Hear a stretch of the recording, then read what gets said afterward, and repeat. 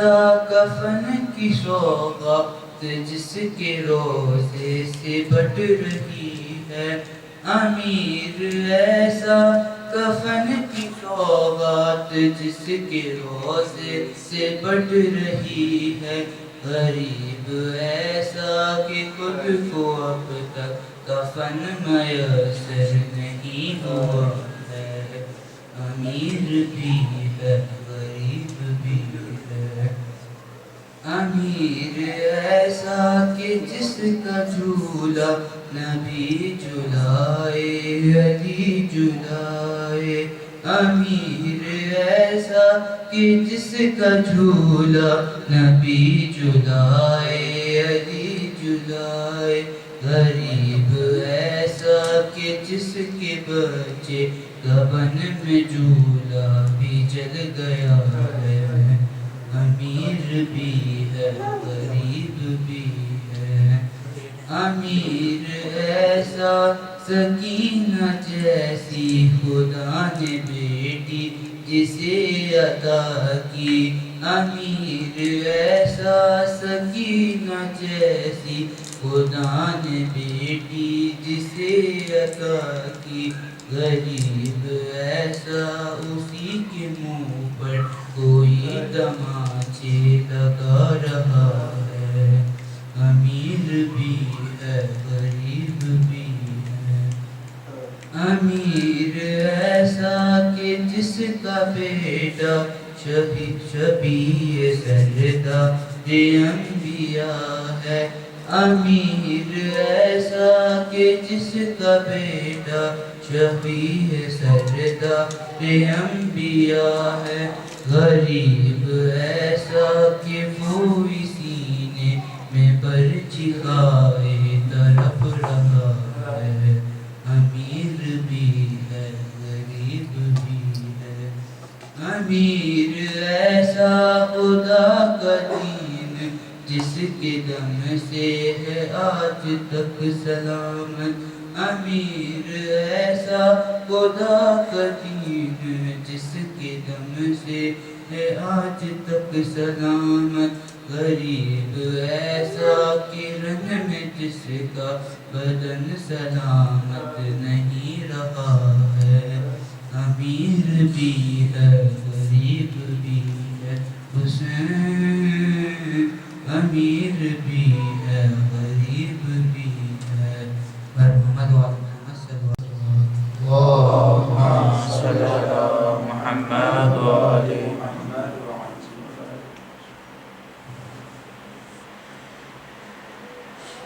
اے چاند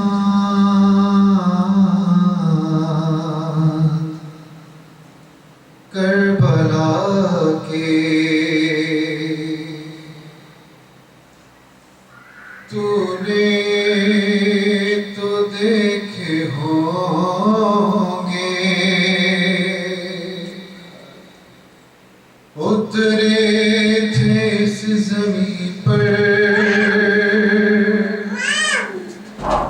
عرش بری کے تارے، اے چاند کربلا کے، اے چاند جلوہ گر ہے ہاشم کا چاند یہاں پر، خیرات روشنی کی لے لیجیو یہاں سے، اے چاند اس زمین پر رکھیو ہمیشہ ٹھنڈک، سوتے جو ہے یہاں پر زہرا کے ہیں یہ پیارے، اے چاند کربلا کے، تسنیم و سلسبیل و کوثر کے ہیں یہ مالک مارے گئے جو پیاسے اس نہر کے کنارے حور اور حبیب جیسے جانباز اور احبا مارے گئے یہیں پر انصار شاہدی کے اے جان مارے گئے یہیں پر بے دردیوں ستم سے مسلم کے دونوں پیارے زینب کے دونوں بیٹے پامال ہو رہی تھی قاسم کی لاش رن میں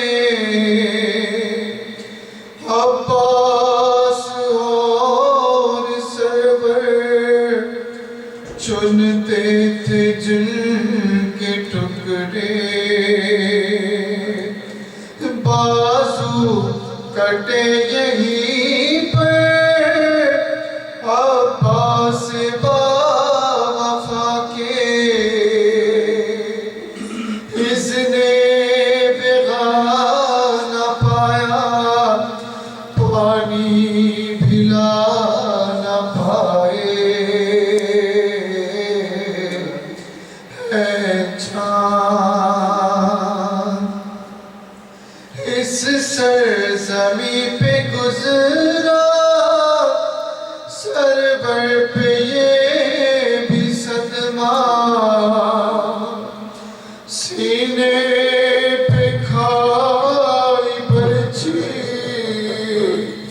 ہم شکل مصطفیٰ نے پانی پلانے لائے ایک میلکا کو سرور کیا ملا نے تیرے ستم لگا کے گردن چھدی پسر کی بازو چھدا پدر کا دونوں تڑپ تڑپ کر پیاسے جہاں سے گزرے ہر اس بن میں ایک بچی بابا کو ڈھونڈتی تھی بکھرے ہوئے پڑے تھے جب سر بری تلاشے یہ بھی پھر یہ بھی تو نے دیکھا وہ غم رسیدہ بچی سینے پہ سو رہی تھی بے سر پدر سے لپٹے اے جان کربلا کے بازو بندھے یہیں پر پہلے پہل حرم کے اس زمین سے نکلے سجاد سر جھکائے اے جان کربلا کے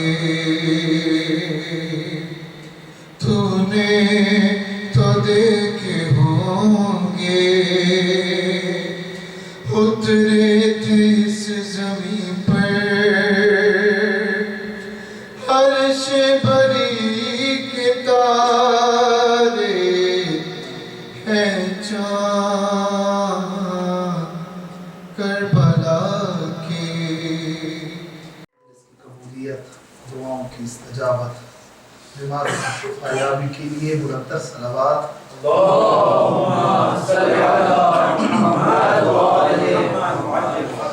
اسلام المسلمین کی فتح و نصرت، کفار منافقین کی نیست و نابودی، عزاداران سید الشہداء کی حفظ و سلامتی کے لیے باردیگر مرتب صلوات.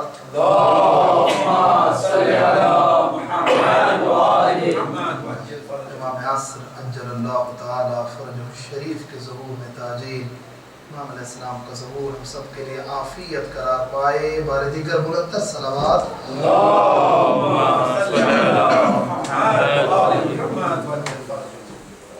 عزیزان، اس سے پہلے کہ میں خطبے کی طرف جاؤں، آج رات شب اول ہو گئی ہے اور کل کا دن فرسٹ محرم ہے، اور مفاتیح الجنان میں شیخ عباس قمی نے آج کی رات کے بھی اور کل کے بھی اعمال ذکر کیے ہیں. ہم میں سے اگر کوئی ایک بندہ بھی یہ عمل انجام دے دیتا ہے تو ہمارے لیے بھی جزائے خیر ہے اور اس کی زندگی میں بھی اس کو فائدہ پہنچے گا. آج رات کی کچھ نمازیں آئی ہیں، 3 نمازیں آج کی رات عبادت میں گزارے، شب بیداری کرے. 100 رکعت نماز ہے، پھر 2 رکعت کی 2 نمازیں ہیں. جو پڑھ سکے ڈیٹیل میں وہاں پر طریقہ بھی لکھا ہوا ہے مفاتیح الجنان کے اندر. لیکن جو کل کا دن ہے فرسٹ آف محرم، وہ بہت امپورٹنٹ ڈے ہے. اس دن کے حوالے سے بہت ساری روایات بھی ذکر ہوئی ہیں. اس دن میں 3 عمل وارد ہوئے ہیں. اگر کوئی وہ 3 عمل کر لیتا ہے تو واقعا عجیب ہے اور امیزنگ ہے، ان کا اثر اور ایفیکٹ بہت زیادہ ہے. ایک کل کے دن کا روزہ ہے. یہ روزہ اتنا مہم ہے، اس روزے کے بدلے میں 3 فائدے ذکر ہوئے ہیں، خود ہی روایت کرتا ہے. فرمایا جو بھی بندہ فرسٹ آف محرم کا روزہ رکھے گا، ایک تو یہ ایک روزے کا ثواب اسے ایسے ہی ملے گا جیسے اس نے پوری زندگی کار خیر انجام دیا ہے. پوری زندگی کی عبادت کے برابر ایک دن کے روزے کا ثواب ہے. دوسرا، یہ بندہ پورا وہ سال یعنی فرسٹ محرم سے لے کر نیکسٹ ایئر فرسٹ محرم تک خدا اس کو بلیات، مصیبتوں اور تکلیفوں سے اپنی امان میں رکھے گا. اور اگر یہ بندہ بٹوین دا ایئر، سال کے وسط میں اگر فوت ہو جاتا ہے، خداوند متعال اس پہ بہشت کو واجب قرار دے دیتا ہے کہ یہ بندہ بہشت میں جائے گا. اور پھر اس کے بعد فرمایا کہ یہ روزہ ہے، روزے کی 2 رکعت نماز ہے، آپ فجر کی نماز کے بعد پڑھیں، آپ ظہر و عصر کے بعد پڑھیں. نارمل نماز ہے فجر کی نماز کی طرح، الحمد سورہ الحمد سورہ. یہ نماز پڑھنے کے بعد ایک دعا آئی ہے، امام رضا علیہ السلام فرماتے ہیں اس دعا کو 3 ٹائم پڑھو. شورٹ سی دعا ہے، مفاتیح کے اندر موجود ہے. فرمایا یہ وہ دن ہے جس بندے کے پورے سال حاجتیں قبول نہیں ہوئی ہیں، دعائیں مستجاب نہیں ہوئی ہیں، روزہ رکھ کے 2 رکعت نماز پڑھ کے یہ دعا مانگ کے جو دعا مانگے گا خداوند تعالی اسے قبول فرمائے گا اور وہ مستجاب ہوگی. پینڈنگ میں پڑے ہوتے ہیں لوگوں کے بہت سارے کام، مشکلیں ہیں، کسی کو ہیلتھ کی پرابلم ہے، کسی کے یہاں بچہ نہیں ہو رہا ہے، کسی کو بزنس کا مسئلہ ہے، کسی کے یہاں جاب نہیں ہے، کسی کو اور دشمنوں کی دشمنی، مختلف چیزیں ہیں. ہر بندہ پریشان ہے اپنی لائف کے اندر. کل کا دن ایک بہت بڑی اپرچونٹی ہے، غنیمت ہے کل کا دن. اگر مومنین کل کے دن میں کوشش کریں اپنے آپ کو گناہوں سے بھی محفوظ رکھیں ہم سب لوگ اور کار خیر میں گزاریں گے تو واقعی کل کا دن بہت بڑا دن ہے. استجابت دعا میں جو امام نے ایگزامپل دی ہے وہاں پر اور مثال دی ہے وہ جناب زکریا نبی کی دی ہے کہ جو 90+ ایئر ہو چکے ہیں اور ان کی بیوی بھی اسی طریقے سے بانجھ ہو چکی ہے اور بچہ نہیں ہو سکتا ہے وہاں کیا. وہاں امام رضا فرما رہے ہیں کہ اللہ سبحانہ وتعالیٰ نے حضرت زکریا کو کہا کہ زکریا آج کے دن روزہ رکھ اور افطار کے وقت مجھ سے دعا مانگ، میں تمہیں یحییٰ عطا کروں گا. اور خداوند متعال نے پھر حضرت یحییٰ کی صورت میں آج کے دن ان کو بیٹا عطا کیا کہ پھر جو بہت زیادہ امام حسین کے ساتھ ان کی شباہتیں جو ہیں وہ ملتی ہیں. اگر کسی کے یہاں بچہ نہیں ہے، یہ کل کے دن کا روزہ بہت بڑا ہے. اپنے دوستوں کو بھی بتائیں، بہت بڑا عمل ہے. کل کے دن وہ روزہ رکھیں، 2 رکعت نماز پڑھیں، وہ دعا جو مفاتیح وہ نہیں پڑھ سکتے دعا کوئی بات نہیں، اپنی زبان میں جو دعا آتی ہے وہ مانگیں. اللہ سنتا ہے، اللہ جانتا ہے، دلوں کے رازوں کو جانتا ہے. دعا مانگیں گے انشاءاللہ. کل کا دن بہت مہم دن ہے. لیکن وہ مومن جو روزہ رکھ سکیں، بیمار ہیں، ضعیف ہیں، کوئی اور مسئلہ نہیں رکھ سکتے تو کوئی بات نہیں، لیکن کوشش کریں گے 2 رکعت نماز بھی پڑھیے گا، ساتھ میں دعا بھی کیجیے گا انشاءاللہ۔ ہم بھی آپ کے لیے دعا کریں گے، آپ بھی دعا کرتا ہوں اللہ رب العزت کل ہمیں اس دن کی عبادت کی بھی ساتھ میں توفیق عطا فرمائے انشاءاللہ۔ کل کی توفیق کے لیے، استجابت دعا کے لیے بلند تر صلوات۔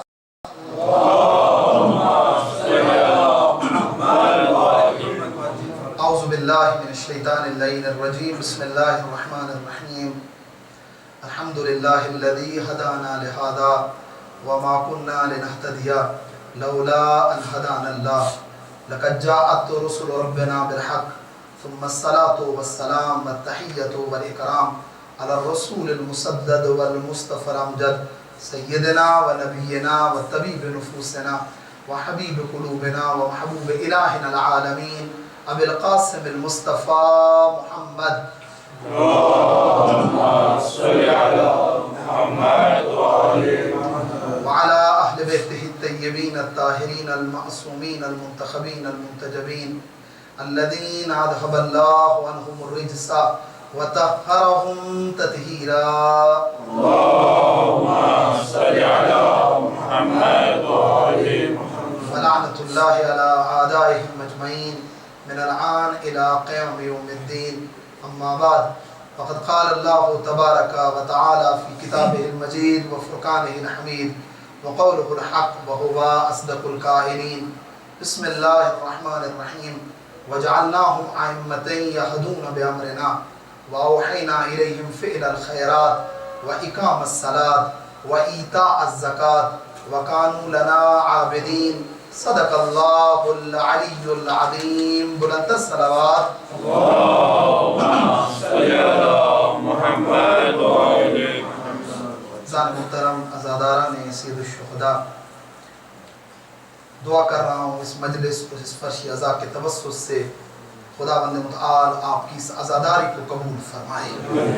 خدایا بحق امام حسین، بحق چہاردہ معصومین، تمام عزاداران، تمام مومنین و مومنات کی دعاؤں کو مستجاب فرما، ان کی حاجات شریعہ کو پورا فرما۔ خدایا ان کے مال و رزق میں برکت و وسعت عطا فرما، انہیں سہل و آسان رزق عطا فرما۔ خدایا بحق امام حسین ہم سب کو زیارت امام حسین نصیب فرما۔ میرے اللہ کافی مومن بیمار ہیں، میرے ذمہ دعائیں لگائی ہیں، بحق امام حسین سب کو شفاء کاملہ عاجلہ عطا فرما۔ خدایا ہمارے والدین، ہمارے مرحومین کے گناہ معاف فرما، ہمارے مرحومین کی مغفرت فرما، ان کی قبروں کو منور فرما، انہیں امام علیہ السلام کی شفاعت نصیب فرما۔ خدایا بحق چہاردہ معصومین تمام مراکز، تمام سینٹرز جہاں کہیں ذکر امام اور اہل بیت اور عشرہ ہو رہا ہے، مومنین کو وہاں پہ حفاظت عطا فرما۔ خدایا بحق چہاردہ معصومین ہمارے امام کے ظہور میں تاجیل فرما، امام علیہ السلام کے عوان و انصار میں شمار فرما۔ ربنا تقبل منا انک انت السمیع العلیم برحمتک یا ارحم الراحمین۔ بار دیگر بلند صلوات۔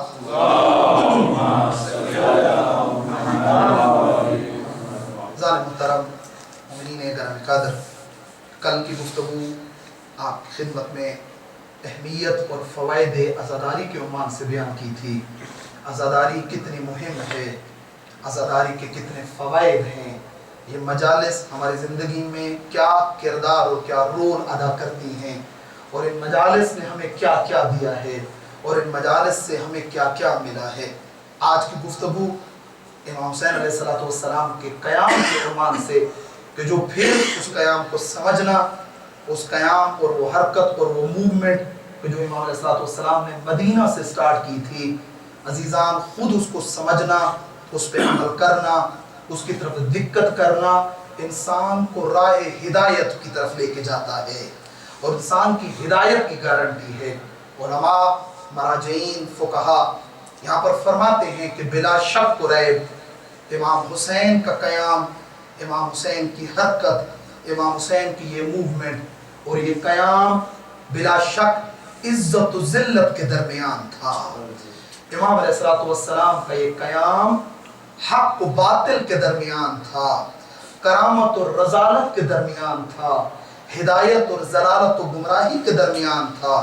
امام لوگوں کو حق کی طرف دعوت دے رہے تھے اور ولی سو لوگوں کو باطل کی طرف بلا رہا تھا. امام لوگوں کو عزت کی طرف دعوت دے رہے تھے اور عزت کی زندگی کی طرف بلا رہے تھے, اور پھر وہیں پہ ولی سو اور شیطان لوگوں کو ذلت کی طرف دعوت دے رہا تھا. امام لوگوں کو ہدایت کی طرف بلا رہے تھے اور امام سو لوگوں کو رضالت اور گمراہی کی طرف دعوت دے رہا تھا. عزیزان, امام حسین امام حق ہیں, وہ ذات حق ہے اور وہ وارث حق ہے. اور کیوں نہ ہو, امام حسین علیہ السلام اس باپ کے بیٹے ہیں کہ جس باپ کو رسول گرامی اسلام نے حق کا معیار قرار دیا ہے, اور فرمایا تھا رسول خدا نے علی مع الحق والحق مع علی, علی حق کے ساتھ ہے اور حق علی کے ساتھ ہے. علی اس طرف نہیں جاتا جس طرف حق, جدھر علی جاتے ہیں حق علی کے پیچھے آتا ہے. اگر کسی نے حق کو تلاش کرنا ہو تو اس کو علی ابن ابی طالب کی طرف آنا پڑے گا, علی ابن ابی طالب کی طرف جانا پڑے گا. عزیزان, میں نے عرض کیا امام حسین امام عزت ہیں. امام نے دنیا کو عزت کی زندگی کا درس دیا ہے, امام نے دنیا کو فخر کی زندگی کا درس دیا ہے, امام نے دنیا کو آپ کو خدمت میں کرامت کا درس دیا ہے. اور یہی چیزیں روایات کے اندر ہمیں ملتی ہیں. ابی بن کعب سے جو روایت ہے, اس روایت کے اندر امام حسین کی 8 کوالٹیز کو بیان کیا گیا ہے. آج میرے جوانوں کو پتا ہونا چاہیے کہ میں کس امام کی مجلس میں بیٹھا ہوں. یہ کوالٹیز امام کی جب ڈسکس ہوں گی تو ہم بھی ان کوالٹیز اور صفات کو اپنی زندگی میں لے آنے کی کوشش کریں گے. ابی بن کعب کہتا ہے میں بارگاہ رسالت میں موجود تھا. امام حسین کا سن 3 سے 4 سال ہے, 3 or 4 ایئر. امام اس وقت بچپنے میں ہیں. کہا میں نے دیکھا امام رسول خدا کی طرف آنے لگے, اصحاب کی محفل ہے, رسول خدا موجود ہیں, کہ ایک مرتبہ اللہ کے رسول کی نگاہ پڑی امام حسین پہ. دیکھتے ہی اللہ کے رسول نے یہ جملہ ارشاد فرمایا, اور یہ وہ روایت ہے جس کو سنی شیعہ بکس نے اپنے اندر درج کیا ہے. نگاہ پڑی امام حسین پہ, نبی مکرم اسلام اور وحی کی دھلی ہوئی زبان پہ یہ جملے آئے, مرحباً بک یا زین السماوات والارض, ویلکم, خوش آمدید اے زمین اور آسمانوں کی زینت حسین. یہ جملے سننے تھے کہ ابی بن کعب کہتا ہے فقال له ابی کہتا ہے میں نے رسول خدا کی خدمت میں عرض کیا فکیف یکون یا رسول اللہ, فکیف یکون یا رسول اللہ زین السماوات والارض احد غیرک, یہ کیسے ممکن ہے کہ آپ کے علاوہ کوئی زمین اور آسمان کی زینت بن جائے, آپ کے علاوہ کوئی زمین اور آسمانوں کی زینت بنے.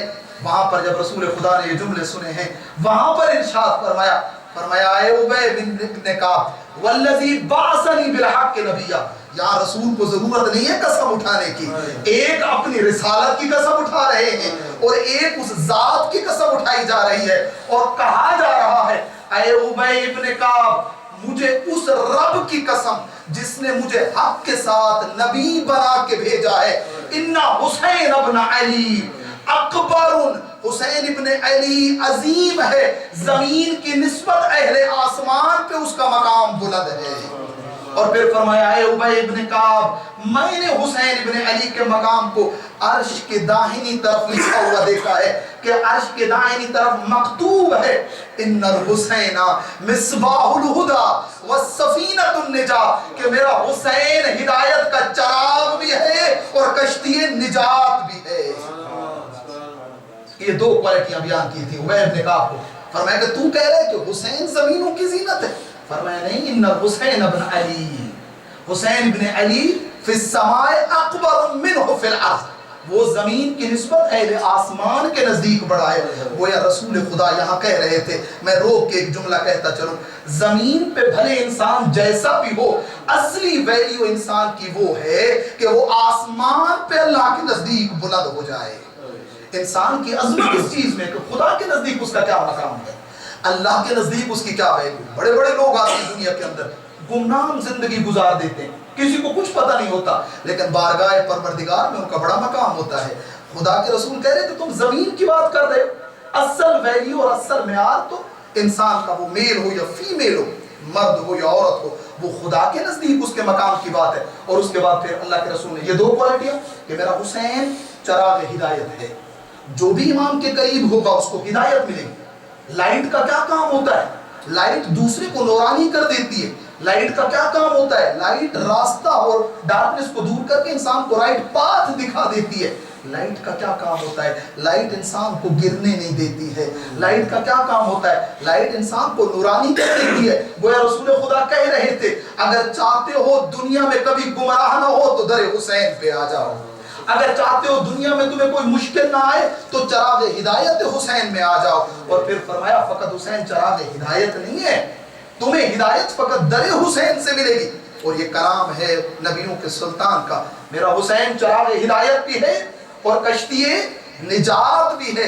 جب کسی نے امام سے پوچھا تھا کہ مولا کیا آپ کشتی نجات نہیں ہے, وہاں پر امام صادق نے فرمایا تھا نحن کلنا سفن النجات, ہم 14 کے 14 نجات کی کشتیاں ہیں.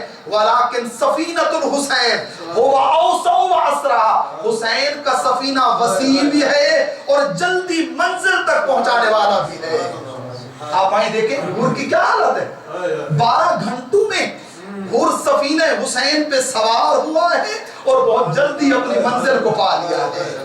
در حسین پہ آنے کی دیر ہے عزیزان محترم. پھر وہاں پر ہدایت میں کمی نہیں آتی ہے, ہدایت بہت جلدی مل جاتی ہے. کتنے ہی لوگ ہیں کہ جنہوں نے امام حسین سے ہدایت پائی ہے, کتنے ہی لوگ ہیں جنہوں نے سفینہ حسین کے ذریعے بارگاہ پروردگار تک بہت جلدی پہنچے. اس کے بعد اللہ کے رسول نے فرمایا وَهُوَ إِمَامُ عِزٍ, وہ ہدایت کا چراغ بھی ہے, وہ کشتی نجات بھی ہے. وَإِمَامُ عِزٍ, اور وہ عزت کا امام ہے, اور وہ عزت کا امام ہے. اور اس کے بعد فرمایا وَهُوَ إِمَامُ عِلْمٍ, اور وہ امام علم ہے. وَإِمَامُ فَخْرٍ, اور وہ فخر اور پراؤڈ اور افتخار کا امام ہے. گویا اگر تمہیں عزت کی زندگی چاہیے تو تمہیں در حسین پہ آنا پڑے گا, اگر تمہیں علم چاہیے تو تمہیں در حسین پہ آنا پڑے گا, اگر تمہیں فخر و افتخار چاہیے تو تمہیں در حسین پہ آنا پڑے گا. وَهُوَ إِمَامُ حَقٍ, اگر تمہیں حق چاہیے تو بھی در حسین پہ آنا پڑے گا. یہ کوالٹیز تھی عزیزان محترم جنہیں رسول خدا نے بیان. ہم میں سے کون ہے جو نہیں چاہتا کہ اسے ہدایت نہ ملے؟ ہم میں سے کون ہے جو نہیں چاہتا اسے نجات نہ ملے؟ ہم میں سے کون ہے جو نہیں چاہتا وہ دنیا میں عزت کی زندگی گزارے؟ عزیزان دنیا میں عزت کا دروازہ فقط در اہل بیت کا دروازہ ہے. اگر آپ چاہتے ہو کہ پردے میں بیٹھی خواتین آپ کے کیریکٹر اور کردار کی تعریف کریں, پھر آؤ کردار اور کریکٹر امام حسین کی طرف نگاہ کرو. حسین ابن علی کا کردار کیا ہے؟ کیونکہ امام حسین امام عزت ہیں. اور کیا نہیں دیا امام حسین؟ کیا یہ فقط 8 چیزیں جو ہماری زندگی میں جن کو روایت نے بیان؟ نہ عزیزان محترم, میری پوری زندگی حسین ابن علی کی مرہون ہے, میری پوری زندگی امام حسین کی مرہون منت ہے. اس لیے آیت اللہ شیرازی بزرگ کے بارے میں ملتا ہے, وہ جب بھی مصلی عبادت پہ آتے تھے, جب بھی نماز پڑھنے کے لیے کھڑے ہوتے تھے, اس سے پہلے کہ تکبیرۃ الاحرام کہیں اور نماز کو شروع کریں, کربلا کی طرف رخ کرتے تھے اور رخ کر کے کہتے تھے السلام علیکہ یا ابا عبداللہ. یہ ان کی روٹین تھی. اور ان کے نمازیوں نے ان کو کہہ دیا تھا آپ فقیہ ہیں, آپ مرجع تقلید ہیں, آپ عام ہستی نہیں ہیں, اس کا کیا سورس ہے جو آپ بات کرتے ہیں؟ لوگ تو پھر بعد میں اس کو دین بنا لیں گے, آپ کیا کہتے ہیں؟ وہاں پر اس کی طرف دیکھ کے کہا تھا تو کہہ رہا ہے کیا سورس ہے, میری یہ نماز بھی تو مجھے حسین نے دی ہے. میں ہر نماز سے پہلے سلام کر کے اس کا شکریہ ادا کرتا ہوں کہ اگر شیرازی آج عبادت کر رہا ہے, مصلی عبادت پہ کھڑا ہے, حسین یہ تیری وجہ سے ہے. اگر میں روزہ رکھ رہا ہوں حسین یہ تیری وجہ سے ہے. اگر میں حج کر رہا ہوں حسین یہ تیری وجہ سے ہے. اگر تو نہ اٹھتا, اگر تو قیام نہ کرتا, اگر تو اپنی جان قربان نہ کرتا, نہ آج یہ مسجدیں ہوتی, نہ آج یہ اذانیں ہوتی, نہ آج یہ روزے ہوتے, نہ آج یہ عبادتیں ہوتی, نہ آج یہ احساس ہوتا, نہ آج یہ صلہ رحمی ہوتی. کیونکہ بنو امیہ تو پورا پلان کر چکے تھے, دین کو ختم کرنے کا پلان کر چکے تھے. جب سعد بن ابی وقاص ہے یا کوئی اور صحابی ہے, جب اس نے ایک دن دیکھا ہے امیر شام کو اور وہاں پر کہا تھا کہ میں دیکھ رہا ہوں 80,000 یعنی 80,000 ممبر پہ تو خاندان نبوت کے اگینسٹ جو ہے ان کی شان میں گستاخی کر رہا ہے, اس کے باوجود بھی میں دیکھ رہا ہوں تیرا چہرہ لٹکا ہوا ہے اور تو ظلم پہ ظلم کیے جا رہا ہے. حکومت تجھے مل گئی ہے, پوسٹ تیرے پاس ہے, تخت تیرے پاس ہے, تاج تیرے پاس ہے, پھر کیا ہے تجھے؟ کیوں آل محمد پہ اتنا ظلم کر رہا ہے, کیوں شیعوں پہ اتنا ظلم کر رہا ہے, کیا وجہ ہے؟ کہا کہ تو نے ابھی اذان نہیں سنی؟ اس میں مؤذن کہہ رہا تھا اشہد ان محمد رسول اللہ, میں چاہتا ہوں کہ اس نام کو اذان سے نکال دوں. یعنی دیکھیں امام کا مقابلہ کن کے ساتھ ہے, کن لوگوں کے ساتھ امام کا وہ جو بالکل دین کو ختم کرنے کے در پہ ہیں، وہاں پر یہ حالات ہو چکے تھے عزیزان محترم. کیوں امام علیہ السلام ہے؟ اسی لیے پورا دین جو ہے وہ امام حسین علیہ السلام کی طرف سے. اسی لیے تو جو روایت کا جملہ ہے یا روایت نہ بھی ہو تو ایک جملہ جس کو کوٹ کیا جاتا ہے، فرماتے ہیں کہ الدین محمدی الحدوث و حسینی البقا. یہ جو دین رسول خدا ہے، اس دین کی ابتدا اگر رسول خدا سے ہے تو اس دین کی بقا حسین ابن علی سے ہے. یہ حسین ابن علی سے عزیزان محترم، ایسا نہیں ہے. آپ آئیں دیکھیں ہر انسان کے اندر دو چیزیں ہوتی ہیں جس سے انسان کو جو ہے وہ پہچانا اور دیکھا جاتا ہے، ایک حسب اور ایک نسب. نسب یعنی اس کے پیرنٹس کون سے، اس کا فادر کون ہے، اس کا باپ کون ہے، اس کی ماں کون ہے، اس کا دادا کون ہے، اس کا نانا کون ہے، ان چیزوں کو اس کو نسب کہا جاتا ہے. حسب یعنی خود اس کا اپنا کردار کیسا ہے، اس نے خود کیا کیا ہے. اور نسب کی نسبت حسب کو زیادہ اہمیت دی گئی ہے روایات کے اندر. انسان کے کیریکٹر کو زیادہ اہمیت دی گئی کہ اس نے خود دنیا میں کیا کام کیا ہے. آپ آئیں دیکھیں امام حسین کی طرف نگاہ کریں اور وہاں بیان کرتے ہیں کہ یہ بات عظیم ہے. حتیٰ حسب کے بارے میں امیر المومنین کا جو جملہ ملتا ہے، مولا فرماتے ہیں کہ جس کو اس کا حسب گرا دے اس کا نسب اسے بلند نہیں کر سکتا. اگر اس کا کردار اس کو زمین پہ گرا دیتا ہے، بھلے پھر وہ کتنے بڑے خاندان سے ہی کیوں نہ ہو، وہ پھر اس مقام تک نہیں پہنچ سکتا جس تک اس کو پہنچنے کی ضرورت ہے. امام حسین آئے ہیں میرے کردار کو بلڈ کریں. امام حسین آئے ہیں اور یہ قربانی دی ہے میرے کردار کو بلند کیا جائے. اور حسین نسب میں بھی امام عرش پہ موجود ہیں. اور حسب کی کیا بات ہے؟ تو یہاں پر ہمیں حدیث رسول خدا کی بھی یہاں پر سمجھ میں آتی ہے کہ رسول خدا نے کیوں کہا تھا. کیا فرمایا؟ الحسین منی وانا من الحسین. جہاں تک حدیث کے دو حصے ہیں کہ حسین مجھ سے ہے اور میں حسین سے ہوں. یعنی گویا کہہ رہے ہیں نسب حسین کے حسین مجھ سے ہے اور کردار اور حسب حسین یہ ہے کہ میں رسول حسین سے ہوں. حسین کردار کی اس منزلت پہ پہنچا ہے کہ رسول کہہ رہے ہیں کہ میں حسین سے ہوں. اور علماء نے اور بھی تعریف کی ہے کہ عاشور تک حسین رسول سے تھے اور عاشور کے بعد سے لے کر قیامت تک رسول حسین سے ہے. اور یہ پہچانا جائے گا اور امام کا یہ مقام ہے عزیزان محترم. تو عرض کر رہا تھا آپ کی خدمت، حالات عجیب تھے. اگر امام نہیں اٹھتے ہیں تو کیا ہوگا؟ یہ قیام عام قیام نہیں. آج ہمارے جوانوں کو، آج ہماری نسلوں کو، آج ہمارے بچوں کو پتہ ہونا چاہیے امام نے کتنی بڑی قربانی دی. امام کیوں نکلے؟ آپ کے سامنے 10 to 15 رجب 60 ہجری امیر شام دنیا سے جاتا ہے اور مرتا ہے اور یزید تخت پہ بیٹھتا ہے. اور وہ بیعت کا سلسلہ کہ جو شام سے شروع ہوا تھا وہ مدینے میں پہنچتا ہے. تاریخ یاد رکھیے گا 10 to 15 مختلف ہیں. 15 رجب جو ہے وہ پھر ایک لاسٹ ڈیٹ ہے کہ 15 رجب کو امیر شام معاویہ جو ہے وہ مرتا ہے اور بیعت کا سلسلہ جو ہے وہ شروع ہو جاتا ہے اور یزید تخت پہ بیٹھتا ہے. مدینے میں پہنچا ہے. حاکم مدینہ کی طرف سے ایک بندہ مسجد النبی میں آئے. امام حسین اور عبداللہ ابن زبیر ساتھ میں بیٹھے تھے. حاکم کی طرف سے بندہ آئے کہ حاکم نے آپ کو دربار میں بلایا ہے. امام بھی سمجھ گئے تھے، عبداللہ ابن زبیر بھی سمجھ گیا تھا بات کیا ہے. بات پہنچ چکی تھی کہ معاویہ مر چکا ہے اور یزید کی بیعت کی ڈیمانڈ کی جا رہی ہے. اسی رات یعنی شام کا ٹائم تقریباً ہو رہا تھا، اسی رات عبداللہ ابن زبیر نے مدینہ چھوڑا بغیر کسی کو بتائے. یہ مکہ چلا جاتا ہے لیکن امام موجود ہے وہاں پر. امام ایسے مدینہ نہیں چھوڑ سکتا ہے. امام عزت ہے، امام کرامت ہے، امام فخر ہے. امام دنیا کو بتا کے جائے گا بات کیا ہو رہی ہے اور میں کیوں جا رہا ہوں. یہ چیزوں کو سمجھنے کی ضرورت ہے عزیزان محترم. کبھی بھی امام نے یہ دیکھیں ہر ایک چیز، جیسے کہ میں نے عرض کیا آپ خدمت میں، عزت کی زندگی امام حسین سے ملے گی. سر اٹھا کے جینا ہے امام حسین کی طرف نگاہ کرنی پڑے گی. دشمن کا مقابلہ کیسے کرنا ہے، چیلنجز کو فیس کیسے کرنا ہے. بھاگنا نہیں ہے میدان سے، بلکہ میدان میں کھڑے ہو کر ذلت کو ٹھکرا کر دنیا کو پیغام دینا ہے. حیات من ذلت، کہ ذلت ہم سے دور ہے، رسوائی ہم سے دور ہے. امام نے تو سر اٹھا کے زندگی کا درس دیا. یہ ہم ہیں، اس لیے ہم کہتے ہیں حسینی کا کردار، حسینی کا کردار ہو، چاہے میل ہو یا فیمیل ہو، مرد ہو یا عورت ہو، حسینی کا کردار اتنا عظیم ہو کہ دنیا اس کے کردار سے درس لیتی ہوئی نظر آئے.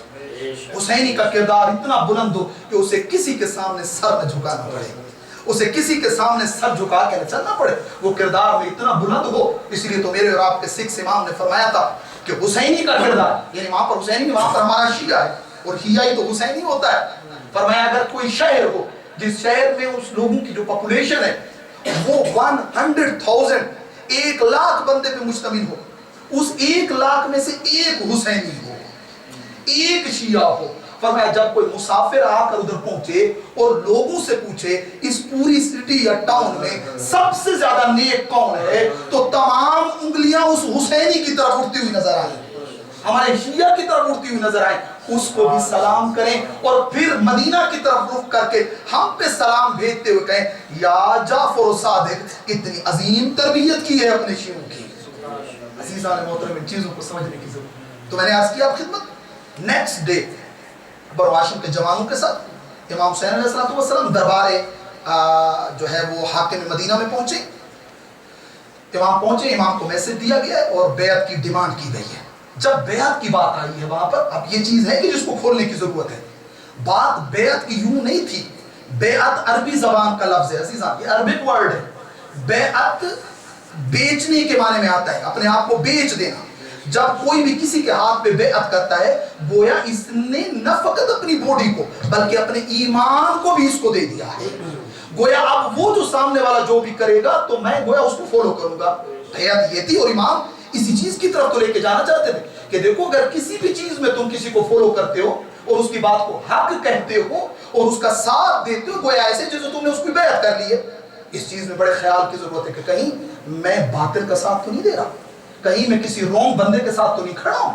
ان چیزوں کو دیکھنے اور توجہ کی ضرورت. وہاں پر انہوں نے بیعت کی ڈیمانڈ کی. امام علیہ السلام نے وہاں دو باتیں کی ہیں، ہسٹوریکل جملے ہیں، آج ان کو سننے اور سمجھنے کی ضرورت. وہاں پر امام نے دو باتیں، امام نے پہلے اپنا تعارف کروایا ہے، پھر امام نے یزید کا تعارف کرایا ہے. امام نے فرمایا کہ اے حاکم مدینہ، تو کس سے کس کی بیعت کا سوال کر رہا ہے؟ تجھے پتا ہے تیرے سامنے کون کھڑا ہے؟ وہاں پر پھر میرے امام نے اپنا تعارف کرانا شروع کیا. فرمایا اے حاکم مدینہ، نحنو اہل بیت النبوہ، تجھے پتا ہے ہم کون ہیں؟ ہم اہل بیت کا گھرانہ ہیں. ومعدن الرسالہ، ہم معدن رسالہ ہیں. ومختلف الملائکہ، اور ہم وہ ہیں کہ جن گھروں پہ ملائکہ نازل ہوتے ہیں. جب اہل کوفہ بھی امام کو مکہ سے کربلا کے راستے میں ایک کوفہ کا ڈیلیگیشن ملا ہے اور امام سے بات کرنے لگا ہے کہ مولا آپ بلاخر کیوں آپ نے یہ کیا وہ کیا، مولا آپ مان لیتے تو یہ سب کچھ نہ ہوتا. امام نے فرمایا کاش تو نے یہی سوال میرے پاس مجھ سے مدینہ میں کیا ہوتا تو میں مدینہ میں تجھے وہ جگہ بتاتا جہاں پہ جبرائیل ہمارے گھر میں اترتا تھا. میں تمہیں وہ جگہ بتاتا کہ جبرائیل کس کس جگہ پہ کس کس جگہ پہ ہمارے پاس آئے اور کیا وحی لے کے نازل ہوئے. تو کیا بات کر رہا ہے؟ کیا ہم دین نہیں جانتے؟ کیا ہمیں پتہ نہیں ہے وہاں پر؟ اور پھر امام نے فرمایا وَنَحْنُ مَحَلُّ الرَّحْمَةِ، اور ہم رحمت کی جگہ ہیں. ہماری وجہ سے لوگوں پہ اللہ اپنی رحمتیں اور بلیسنگ کو نازل کرتا ہے. ہمارے وجود کی وجہ سے لوگوں کو خیر پہنچتی ہے. بنا فتح اللہ نے ہمارے ذریعے سے تو کائنات کا نظام شروع کیا ہے. وہ بنا یختم، اور ہماری وجہ سے ہی دنیا کا خاتمہ کرے گا. ہم ہیں جن کی وجہ سے یہ سب کچھ ہے. اور تو کس کی بیعت کی بات کر رہا ہے؟ یاد رکھیے گا یہ چیزیں جو امام نے بیان کی. یہ امام نے اپنا تعارف کرایا. آج ہم جن کی مجلس میں بیٹھے ہیں یہ پراؤڈ فل مجلس ہے کہ ہم کس خاندان کے ذکر میں بیٹھے ہیں. ہم خاندان نبوت کے ذکر میں بیٹھے ہیں، ہم معدن الرسالہ کے ذکر میں بیٹھے ہیں، ہم مختلف الملائکہ کے ذکر میں بیٹھے ہیں، ہم محل الرحمہ کے ذکر میں بیٹھے ہیں، ہم ان ہستیوں کے ذکر میں بیٹھے ہیں کہ اللہ اگر کائنات کو بنانا شروع کرتا ہے تو ان کے ذریعے سے بناتا ہے اور ختم کرے گا تو ان کے وجود کے ذریعے سے ختم کرے گا. اور اسی لیے تو فرمایا آسمان پہ ہوائیں چلتی ہیں ہماری وجہ سے، بارشیں برستی ہیں ہماری وجہ سے، رزق ملتا ہے ہماری وجہ سے. اور حتیٰ روایات میں تو یہاں تک بھی ملتا ہے. فرمایا جناب سیدہ کونین کے جنازے میں جو 7 بندے شامل ہوئے تھے اللہ رب العزت ان کے وجود کی وجہ سے رزق تقسیم کرتا ہے. ان کا مقام تو بہت بلند ہے، ان کا مقام تو بہت عظیم ہے. عزیزان محترم آپ آئیں. اور اس کے بعد امام نے فرمایا کس کی بیعت؟ ہم یہ ہیں. اور تو کس کی بیعت کی بات کر رہے؟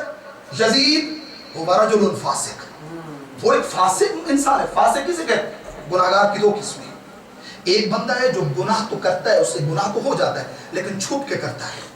ایک بندہ جو گناہ کرتا ہے لیکن روڈ پہ آ کے کرتا ہے، لوگوں کے سامنے کرتا ہے. جو چھپ کے کرتا ہے روایت کے یوں جملے ہیں کہ اگر کسی سے کوئی غلطی ہوتی ہے لیکن کوشش کرتے ہیں کسی کو پتہ نہ چلے، خدا فرماتے میرے ملک کا گواہ رہنا یہ چاہتا نہیں ہے اس سے گناہ ہو جائے.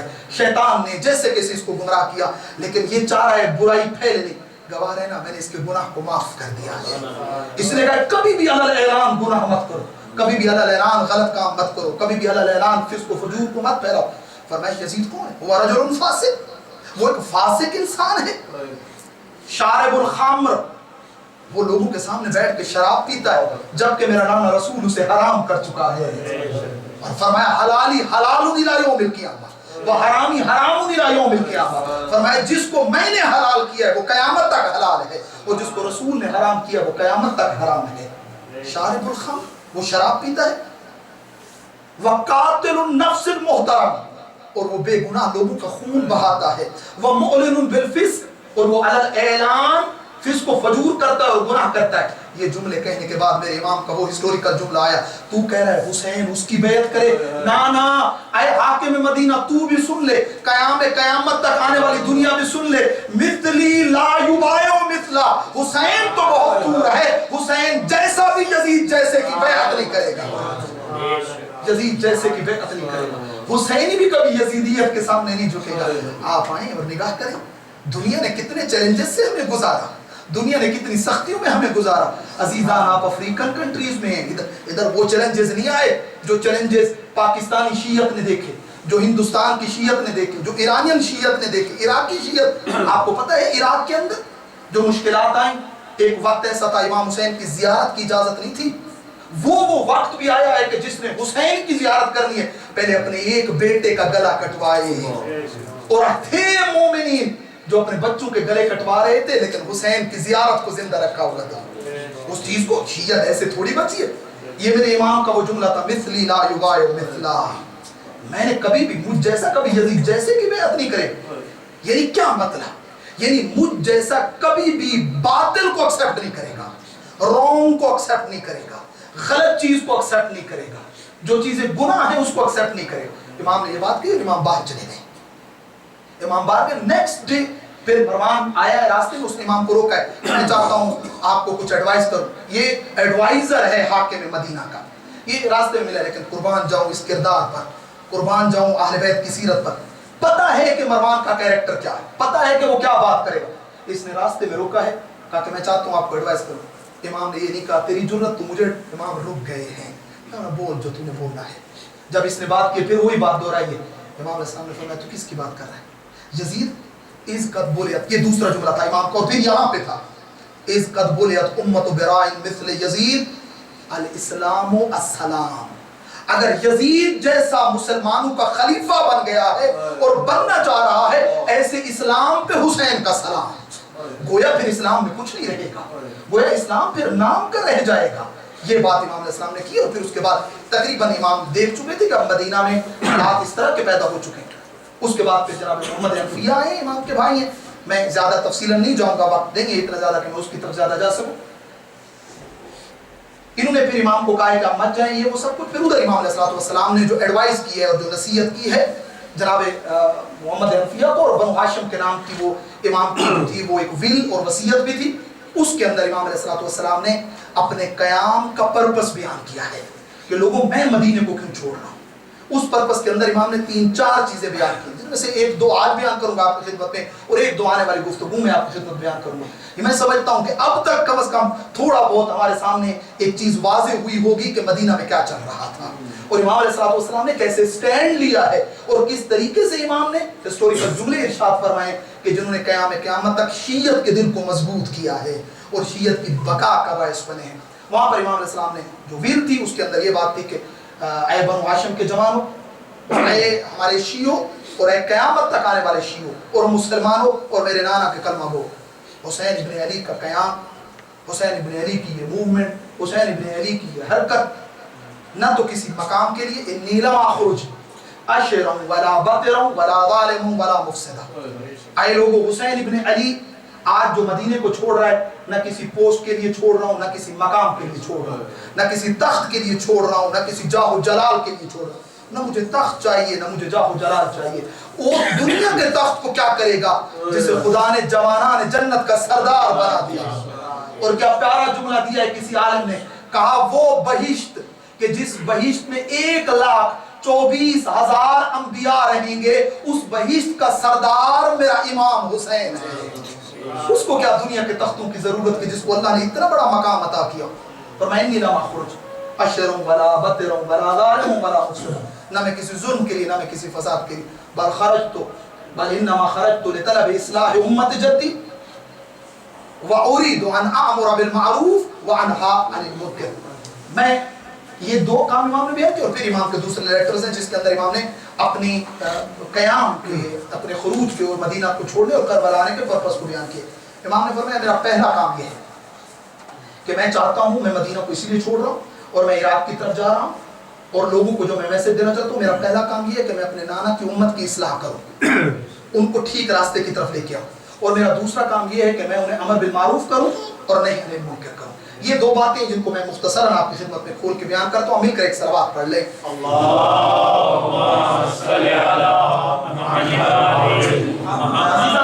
किसी भी लफ्ज की अगर डेफिनेशन को और उसके मतलब को और मीनिंग्स को आपने अच्छे तरीके से समझना हो, जाएं उसके अपोजिट लफ्ज को देखें कि उसके अपोजिट लफ्ज कौन सा है, उसके अपोजिट चीज कौन सी है, तो आपको वो चीज बड़ी क्लियर समझ में आ जाएगी। जब कुरान के अंदर लफ्ज इस्लाह यूज होता है, इस्लाह के अपोजिट जो लफ्ज है वो फसाद है।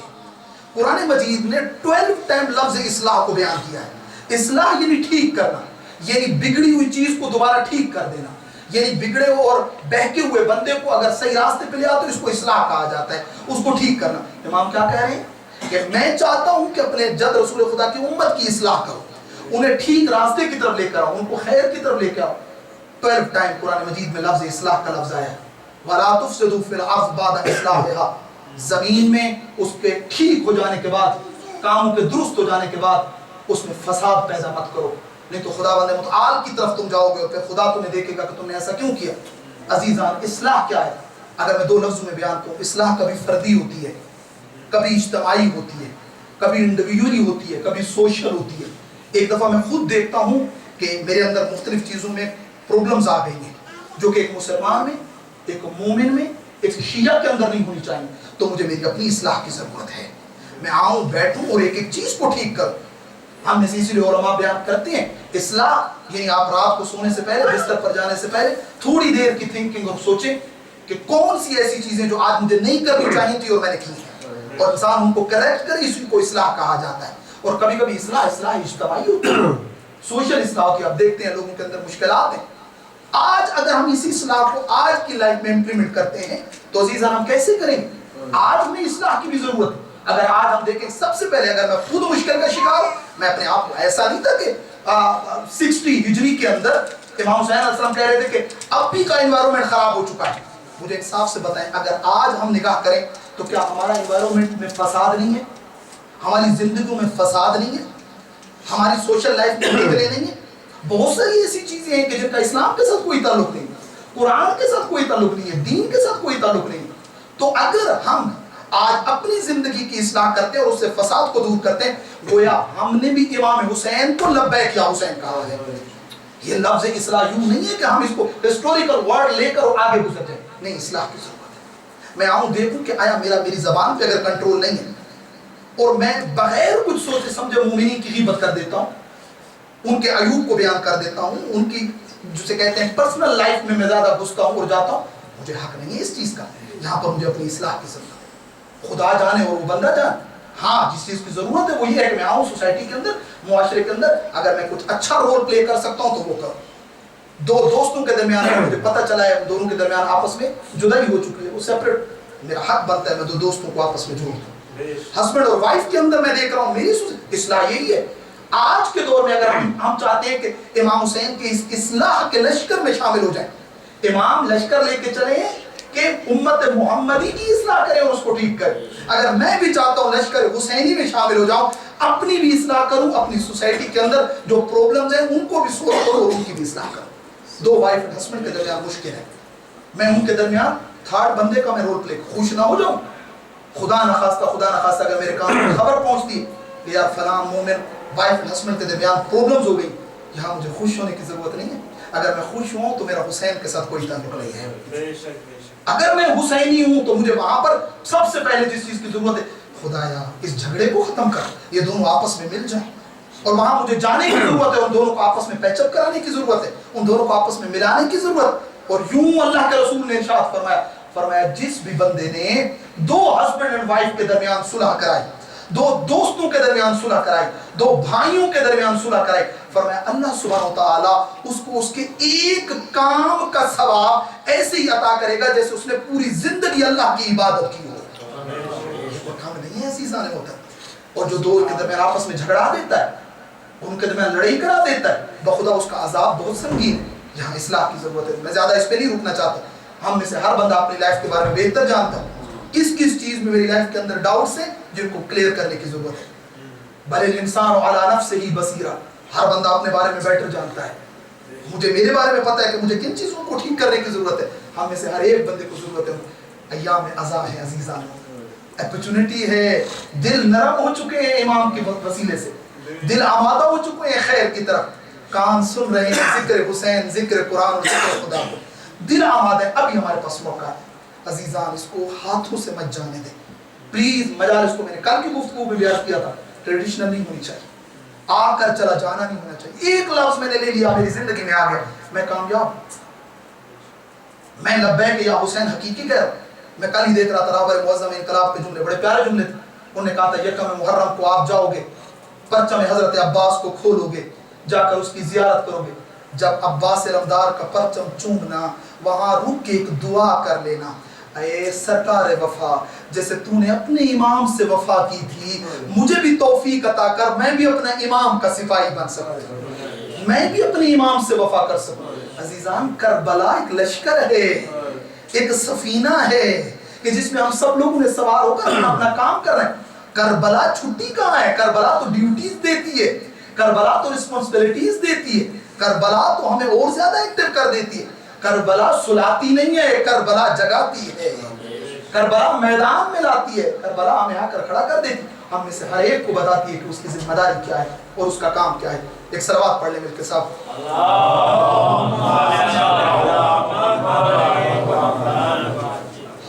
تو عرض کر رہا تھا آپ خدمت میں چند چیزیں، اور انشاءاللہ پھر کنٹینیو کریں گے اس مجلس کو آگے۔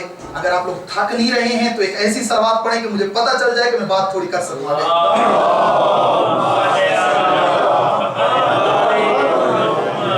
دوسرا جملہ میرے امام نے کیا کہا ہے؟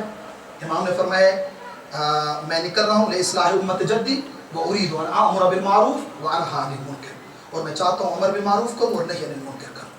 عزیزان محترم، یہ دو چیزیں بڑی مہم ہو سکتی۔ کیا فقط 60 ہجری کے اندر یہ دو کام نہیں ہو رہے تھے؟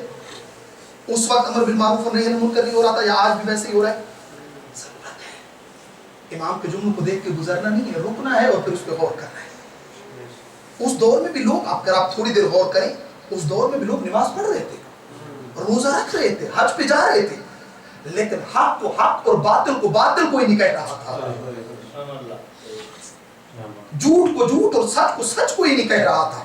عبداللہ ابن عمر جیسا بندہ موجود ہے، صحابی رسول ہے، ابو سعید خدری جیسا صحابی موجود ہے، افراد موجود ہیں، صحابہ رسول موجود ہیں۔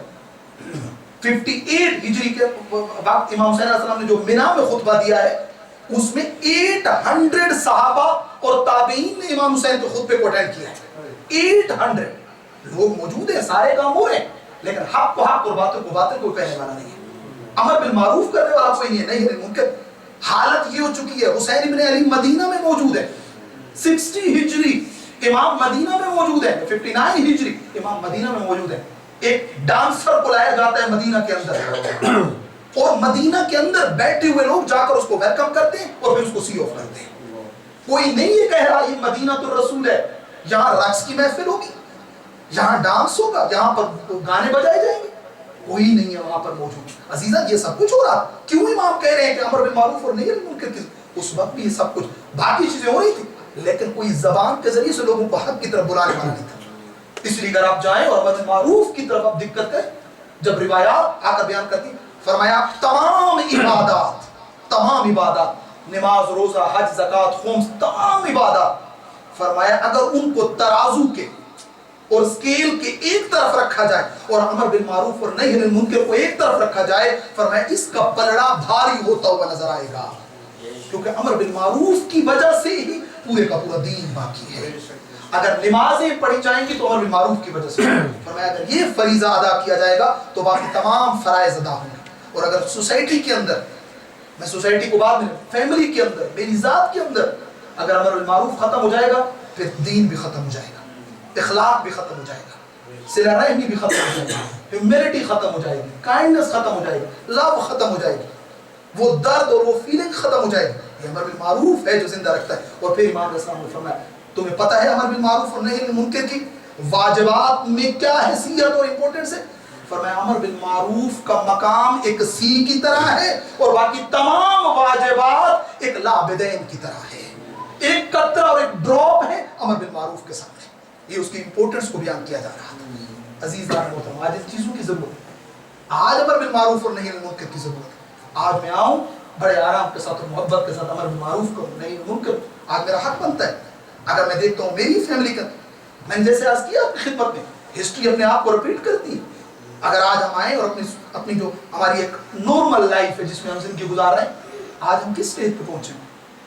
معاف کیجئے گا، سخت لفظ ہے شاید اور ہو سکتا ہے دلوں کو بیدار بھی کرے، آج ہم اس حالت پہ پہنچ چکے ہیں ایک باپ جرت نہیں کر رہا کہ اپنے بیٹے کو کہے بیٹا یہ رونگ ہے، یہ مت کرو، اپنی اولاد کو نہیں بول رہا۔ تو کیا آج ہم کہہ سکتے ہیں نا عزیزان آج ضرورت ہے اس چیز کی؟ یار وہ ناراض نہ ہو جائے، یار وہ مجھے چھوڑ نہ دے۔ کیا حسین ابن علی کو یہ چیز نظر نہیں آ رہی؟ امام کے پاس بھی بہترین آپشن موجود تھا، امام مدینہ میں بیٹھے رہے بس ختم۔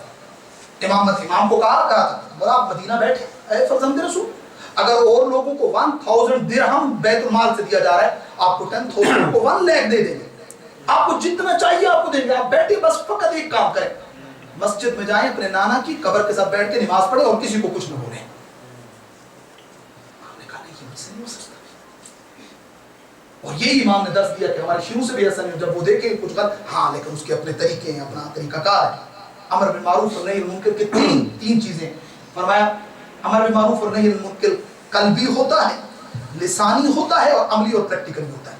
کہتے ہیں قلبی کون سا امر بالمعروف ہے؟ کہتے ہیں دل کے اندر نیکی کو پسند کرنا اور برائی سے نفرت کرنا، یہ امر بالمعروف قلبی ہے۔ جب بھی میں کہیں پہ دیکھوں کہ کچھ رونگ ہو رہا ہے، دل میں تو نفرت کا اظہار کروں۔ اگر میرے گھر کے پاس یا میری کسی شہر میں یا سٹی میں کہیں بار کھلتا ہے، کہیں پہ کچھ دوسری غلط چیزیں آتی ہیں، اگر میں اس کو بند نہیں کرا سکتا، دل میں نفرت کا اظہار تو کروں۔ خدایا تیری سرزمین پہ حرام ہو رہا ہے، یہ دل میں نفرت کا اظہار کرنا بہت ضروری ہے۔ یہ نیت کے اندر خیر کو، اپنی نیت اور اپنے دل میں بیوٹیز اور خیر کو لائک کرنا اور رونگ اور گناہ سے نفرت کرنا، فرمایا امر بالمعروف اور نہی عن المنکر قلبی ہے، اور یہ خیر ہے اور یہ چیزیں مومن کے دل میں ہونی چاہیے کہ اگر وہ لسانی زبانی نہیں بھی کہہ سکتا ہے، کم سے کم دل میں تو احساس جو ہے وہ رنجیدگی کرے، دل میں تو غصہ کرے۔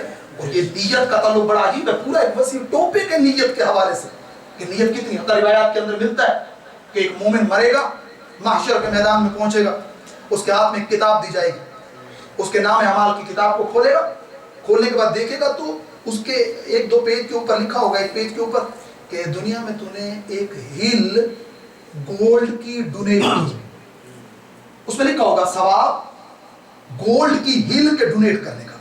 خدایا میرے پاس صبح کا تھا شام کا نہیں تھا، بہت فقر و غربت میں زندگی گزار رہا تھا، کھانے کے لالے پڑے ہوئے تھے، اور اس میں لکھا ہوا ہے کہ تو نے گولڈ کی ہل ڈونیٹ کی ہے۔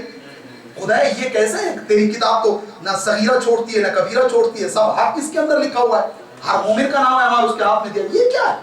آواز پروردگار آئے گی، اے میرا بندہ جب تو ایک دفعہ گزر رہا تھا ایک ہل کے پاس، وہاں تو نے یہ نیت کی تھی خدایا اگر یہ ہل گولڈ کی تو مجھے دے دیتا، میں تیرے راہ میں اسے خرچ کرتا، میں نے تیرے خلوص کو دیکھ لیا تھا، میں نے ملائکہ کو حکم دیا تھا اس کے نام اعمال میں یہ ثواب لکھ دیا جائے۔ نیت کا اتنا اثر ہے عزیزان، میں نہیں بھی میں دل میں تو نیت کروں، آہا کر دینا۔ اسی لیے تو کہا ہے، میں نے کل بھی آپ کی خدمت میں عرض کی ہے حدیث جس کو امام نے فرمایا گولڈ کے واٹر اور پانی کے ساتھ لکھا جائے۔ فرمایا اگر آپ کے پاس کسی مظلوم کی کوئی خبر پہنچی کہ کسی پہ ظلم ہوا اور آپ نے دل میں درد کا اظہار کیا، پوری دنیا میں ہمارے شیعوں پہ ظلم ہوتا رہتا ہے، ابھی ریسنٹلی پارا چنار کے مومنین کے اوپر ظلم ہوا، شہید کر دیا گیا وہاں پر، ہم نے سنا دکھ کا اظہار کیا۔ اس لیے تو معصوم نے فرمایا کہ اگر ایسٹ میں ہمارے کسی شیعہ کو تھوڑی تکلیف پہنچے اور ویسٹ میں بیٹھا ہوا اس درد کو محسوس نہ کرے، وہ ہمارا شیعہ نہیں ہے۔ کہ ایسٹ والے کو دکھ پہنچے ویسٹ والا اس دکھ کو فیل کرے تو سمجھو وہ حسینی ہے، وہ شیعہ ہے. ہمیں محسوس کرنے کی ضرورت ہے. انشاءاللہ گفتگو کو آگے بڑھائیں گے اور کل 2 اور چیزیں آپ کی خدمت میں عرض کریں گے انشاءاللہ. اور ان چیزوں کو سمجھنے کی ضرورت ہے عزیزان، ان چیزوں کو دیکھنے کی ضرورت ہے. اگر ہم نے امام حسین کے مقصد اور قیام کو نہ سمجھا اور ہم آئے اور چلے گئے، گویا ہم نے عاشورہ کا حق ادا نہیں کیا. آئیں سمجھیں، سفینہ امام حسین تیار ہو چکا ہے، چراغ ہدایت جل رہا ہے، یہ دریا بہ رہا ہے. ان 10 دنوں میں بھی اگر میں اپنے آپ کو حر نہیں بنا سکتا تو پھر میں کبھی بھی نہیں بنا سکتا. آئیں خدا سے مانگیں توفیق حاصل ہے. ایک آنسو کے بدلے میں تو نجات حاصل ہو جاتی ہے. پھر انسان کوشش کرے اپنی لائف کو بلڈ کرے. عزیزان، یکم محرم ہو چکی ہے، ایام ازاں ہیں. پہلی محرم کا چاند نظر آ گیا ہے. یہ وہ چاند کہ جس کے بارے میں اہل بیت غمزدہ ہو جاتے تھے. اور آج کی رات روانگی امام حسین کے مسائل پڑے جاتے ہیں. عزیزان، پنجتن آل ابا کا آخری فرد ہے حسین. نانے کی امت نے آخری فرد کو بھی مدینے میں رہنے نہیں دیا. گویا امام حسین نے جو مدینے کو چھوڑنا شروع کیا ہے، آج مدینہ پنجتن سے خالی ہو رہا تھا. عزیزان، امام نے جب دیکھا ہے نا نانے کی امت مدینے میں نہیں رہنے دیتی، امام علیہ السلام نے اپنے سفر کی تیاری کرنا شروع کی ہے. عزیزان، وطن چھوڑنا اتنا آسان نہیں ہوتا. ہر کسی کے لیے وطن چھوڑنا مشکل ہے. علماء کہتے ہیں حسین کے لیے وطن چھوڑنا اور زیادہ مشکل تھا، کیونکہ حسین کا بچپن اس مدینے میں گزرا تھا. عزیزان، حسین کسے چھوڑ رہے تھے؟ آج حاجی جب مدینہ جاتا ہے، عزیزان جب رسول کے روزے کو ودا کرنے لگتا ہے، حاجی بہت بے چین ہو جاتا ہے. حاجی کے لیے بہت سخت ہوتا ہے روزے رسول کو چھوڑنا. کیا امام حسین کے لیے آسان تھا؟ نہیں عزیزان، امام کے لیے بہت ہی سخت تھا. روزے رسول کو چھوڑنا مشکل تھا. ویسے وطن چھوڑنا بہت مشکل ہوتا ہے، لیکن یہ کاروان ہدایت وطن چھوڑ رہا تھا. کیوں چھوڑ رہا تھا؟ اسلام کی بقا کے لیے چھوڑ رہا تھا. ہاں عزیزان، اللہ کے رسول سے بھی وطن چھوڑا تھا. اللہ کے رسول نے بھی وطن چھوڑا تھا. وطن رسول خدا کا مکہ تھا. روایت میں ملتا ہے جب تک کعبہ نظر آ رہا تھا، رسول خدا پیچھے مڑ مڑ کے دیکھ رہے تھے. جبریل امین نازل ہوئے تھے اور آ کے کہا تھا یا رسول اللہ، خدا کہہ رہا ہے میں تمہیں اسی مدینے میں فتح دوں گا، تجھے واپس لے کے آؤں گا اسی مکہ کے اندر، تجھے اسی کا مالک اور وارث بناؤں گا. لیکن میں قربان جاؤں، جو آج مدینہ چھوڑ رہا ہے وہ پھر کبھی واپس مدینہ نہ آئے گا. اجرکم عند اللہ. ہاں عزادارو، 2 اماموں نے مدینہ چھوڑا ہے اور 2 اماموں پہ اہل مدینہ نے گریہ کیا ہے. ایک امام حسین نے جب مدینہ چھوڑا، ہر طرف گریہ کی صدائیں بلند تھی. اور ایک میرے اور آپ کے 8ویں امام رضا نے جب چھوڑا ہے، مدینہ میں گریہ کی صدائیں بلند تھی. اور دونوں کی قبریں پردیس میں بنی ہیں، دونوں کی قبریں بے وطنی میں جا کے بنی ہیں. ہاں عزادارو، امام نے جب دیکھا ہے نا کوئی نہیں رہنے دیتا، امام آئے ہیں. روایت میں یوں ملتا ہے امام ان دنوں میں بہت زیادہ نانا رسول کی قبر پہ آ رہے تھے، ماں فاطمہ کی قبر پہ جا رہے تھے. آخری وداع علماء نے یوں لکھا ہے، امام آئے ہیں وہ دن جس دن امام نے مدینہ چھوڑنا تھا.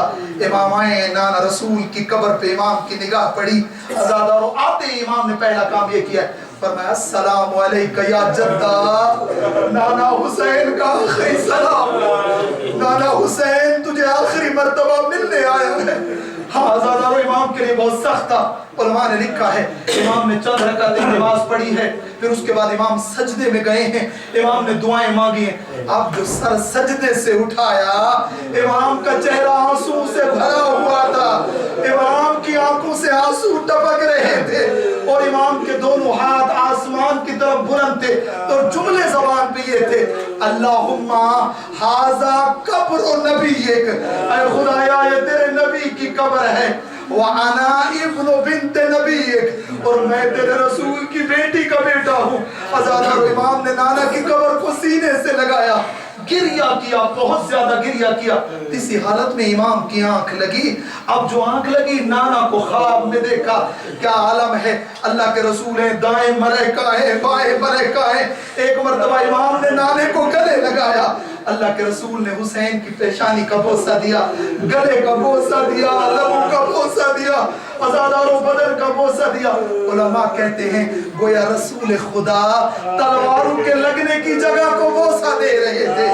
عزاداروں ادھر بوسہ ختم ہوا، امام نے کہا نانا تیرا حسین تجھ سے ایک خواہش کرتا ہے۔ نانا تجھے پتہ ہے تو نے حسین کو کبھی نہیں واپس پلٹایا، تو نے حسین کو کبھی خالی نہیں لوٹایا۔ ہاں نانا تیرا حسین تجھ سے یہ خواہش کرتا ہے۔ نانا تیرا حسین اس دنیا میں تنگ ہو گیا ہے، نانا تیری امت نے تیرے حسین کو بڑا ستایا ہے۔ مجھے کسی دوست نے جناب سیدہ کے حوالے سے بھی 2 جملے کہے ہیں کہ بی بی کے 2 جملے بھی ذکر مصیبت کے کہیے گا۔ گویا امام نے حتماً یہ کہا ہوگا، نانا سے ملاقات ہو رہی تھی نا، نانا تیری امت نے نہ فقط مجھے، نانا ماں فاطمہ کو بھی بڑا ستایا ہے، نانا ماں فاطمہ پہ بھی بڑے ظلم اٹھائے ہیں۔ آزادارو سنو گے کون سے ظلم؟ بعد رسول خدا علماء نے یوں بیان کیا ہے، فرمایا ما زالت بعد ابی معصبت الراس باقیت العین منحدت الرکن۔ کہ رسول کی بیٹی بابا کے بعد کیا حالت ہو گئی تھی؟ ہر وقت پیشانی پہ موت کی پٹی بندھی رہتی تھی، آنکھوں سے آنسو جاری رہتے تھے، زخمی پہلو پہ ہاتھ رہتا تھا، پسلی کی ہڈیاں ٹوٹ گئی تھی۔ بی بی کی زیارت کا ایک جملہ ہے، عزادار آپ جائیں بی بی کی زیارت اٹھائیں، اس میں ایک جملہ ہے، میرا سلام وہ اس بی بی پہ کہ جو بی بی مزدہدہ بی بی ہے۔ ایت اللہ وحید خراسانی نے مزدہدہ کی ڈیفینیشن اور اس کے میننگ بیان کیے ہیں۔ وہ کہہ رہے تھے رسول کی بیٹی در و دیوار کے درمیان آنے کے بعد مزدہدہ اس پرندے کو، پتہ نہیں آپ کس خیال میں سن رہی ہے عزادہ، کا مزدہدہ اجرکم عند اللہ، کا مزدہدہ اس پرندے کو کہا جاتا ہے کہ جس کے بال پر توڑ دیے جائیں، اگر وہ اڑنا چاہے تو کبھی دیوار میں لگتا ہے، کبھی زمین پہ گرتا ہے۔ اجرکم عند اللہ کا در و دیوار کے درمیان آنے کے بعد یوں پس گئی تھی رسول کی بیٹی، اٹھتی تھی تو زمین پہ گر جاتی تھی۔ اس لیے امام صادق فرماتے ہیں میری دادی ایک ہاتھ سے تسبیح نہیں پڑھ سکتی تھی۔ سنو گے عزادارو کیوں ایک ہاتھ سے تسبیح نہیں پڑھ سکتی تھی؟ پسلیاں در و دیوار میں زخمی تھی اور ٹوٹ گئی تھی۔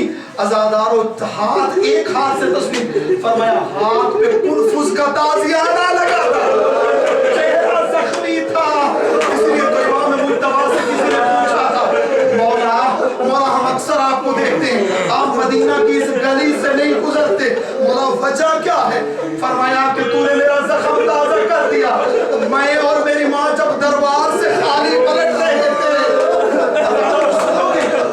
بڑی عجیب ہے، جب بیوی دربار گئی ہے امام مجتبیٰ کا ہاتھ فاطمہ کے ہاتھ میں تھا، اور جب دربار سے پلٹی ہے امام مجتبیٰ نے ماں کا ہاتھ پکڑا ہوا تھا۔ امام نے فرمایا یہی تو وہ جگہ تھی جہاں ظالم نے تماچا مارا،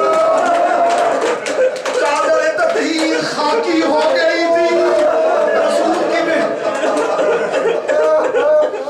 اجرکم عند اللہ، نانا حسین کی خواہش ہے، نانا حسین ایک تمنا کر رہا ہے۔ ہاں حسین بول کون سی تمنا؟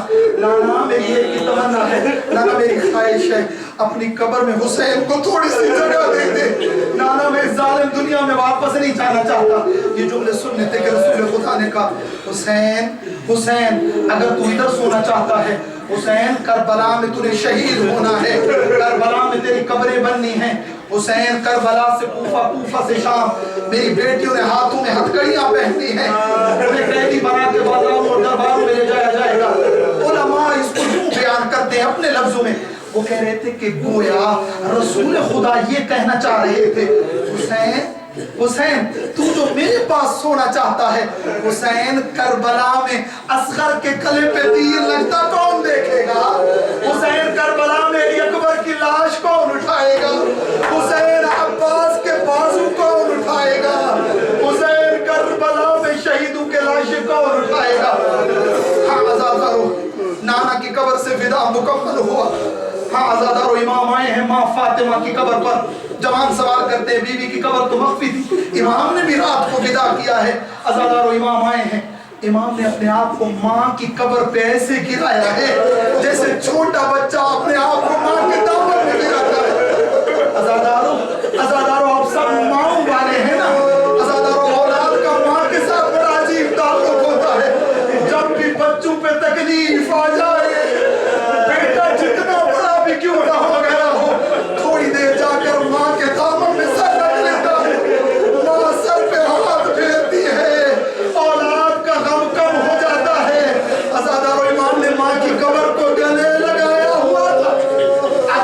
اللہ شرما کے نہ روئیے گا، آج یکم محرم ہو گئی ہے عزادارو، ہاں عزادارو، امام نے ماں کی قبر کے ساتھ اپنے آپ کو لگایا ہوا تھا اور جملے یہ تھے: السلام علیکہ یا مظلوم الام، السلام علیکہ یا غریب الام، السلام علیکہ یا عطشان الام۔ اے اماں، اماں اپنے مظلوم بیٹے کا آخری سلام، اماں اپنے غریب بیٹے کا آخری سلام، اماں اپنے پیاسے بیٹے کا آخری سلام۔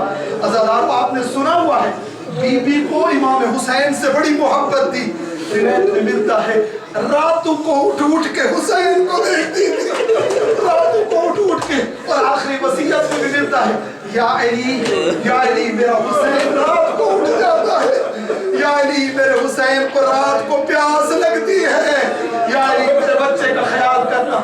امام نے ودا کیا اور یہ جملے تھے: اماں تیرا حسین تیری قبر چھوڑ کے جا رہا ہے، اماں تیرا حسین مدینہ چھوڑ کے جا رہا ہے۔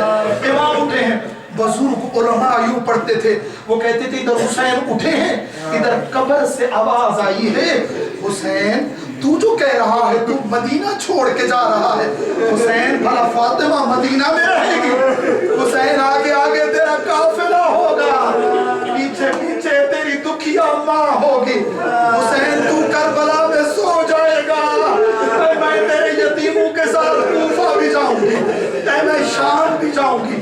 ہاں عزادارو، چھوڑ دیا سارا مسائل، امام نے ودا مکمل کیا، بھائی حسن کی قبر سے ودا مکمل کیا۔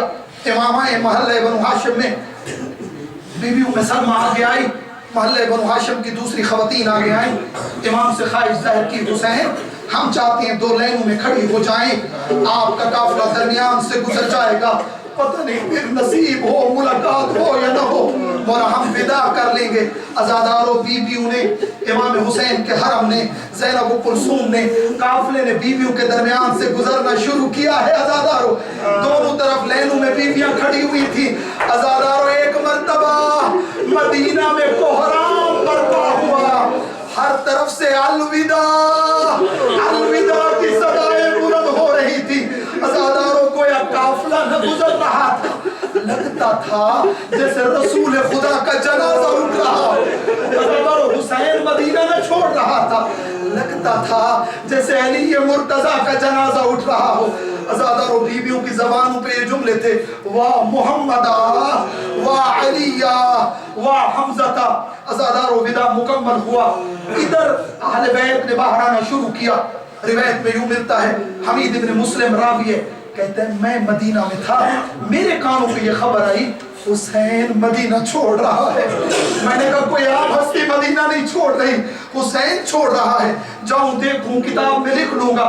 یہ کہتے ہیں میں آیا، میں نے دیکھا، منظر عجیب تھا، جو بھی بی بی گھر سے باہر آتی تھی اس کا حرم آگے بڑھتا تھا، بڑی عزت سے بی بی کو سوار کراتا تھا، ماں آتی تھی بیٹا سوار کراتا تھا، بہن آتی تھی بھائی سوار کراتا۔ عزادارو، تھوڑا سا منظر ذہن میں لائیے گا، آج مدینہ میں سوار ہونے کا، اور پھر 11 محرم کو بھی ذہن میں رکھیے گا۔ ہاں عزادارو، یہ کہتے میں دیکھ رہا تھا، ماں آتی تھی بیٹا، بہن آتی تھی بھائی، زوجہ آتی تھی، اس کا شوہر آگے آتے تھا، سوار کراتا تھا۔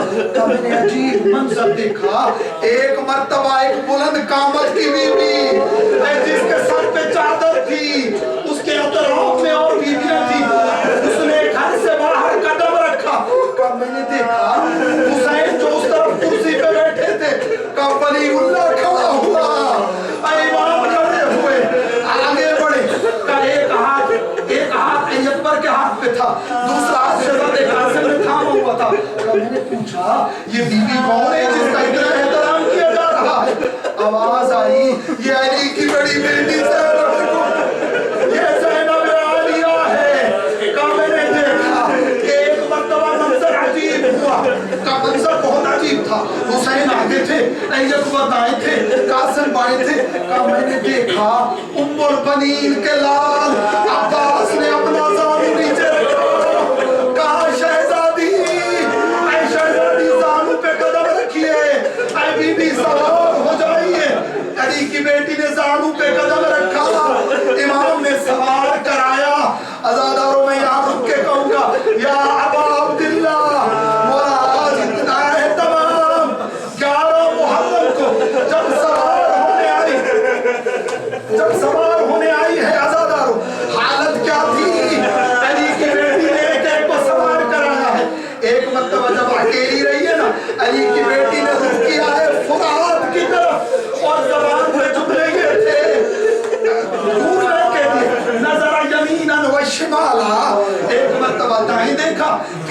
نہیں دیکھا اور پھر قرآن کی طرف رک کر کے کہا کہاں گیا ہے میرے بندے کو مارے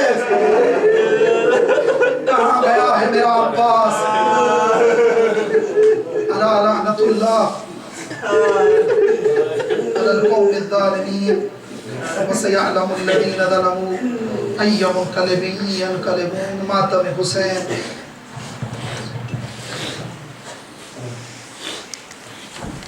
سب نے رلا رلا کر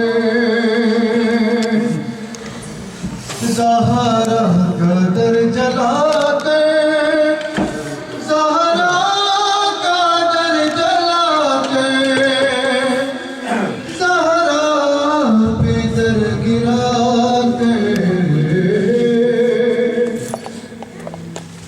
پہلو میں درد اتنا ہے کہ تڑپ رہی ہے چلنا بھی اب ہے مشکل اٹھ اٹھ کے گر رہی ہے چلتی ہے ایک شانہ چلتی ہے ایک شانہ دیوار سے لگا کر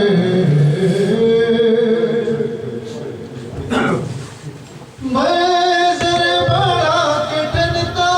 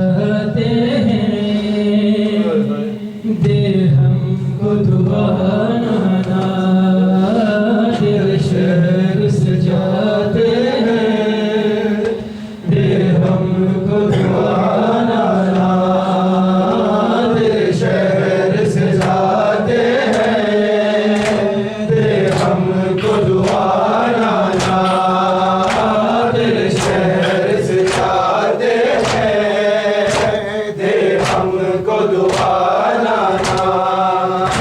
دل شہر سے جاتے ہیں دے ہم کو دعا نانا آباد کریں گے ہم آباد کریں گے ہم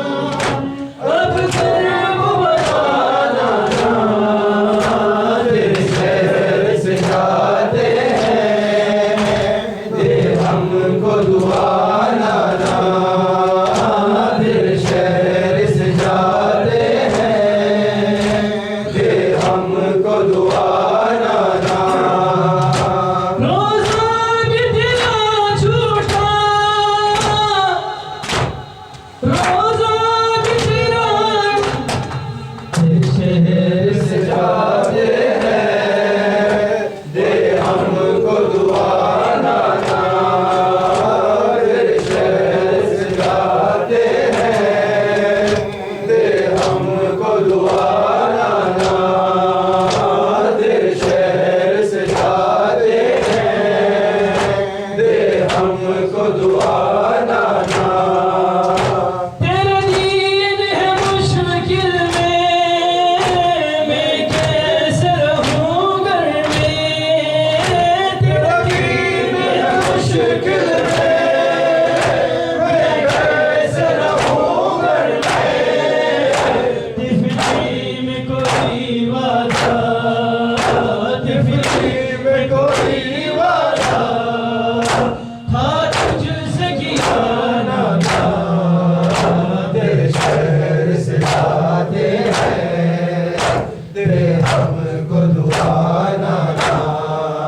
ضرب بنانا دل شہر سے جاتے ہیں دے ہم کو دعا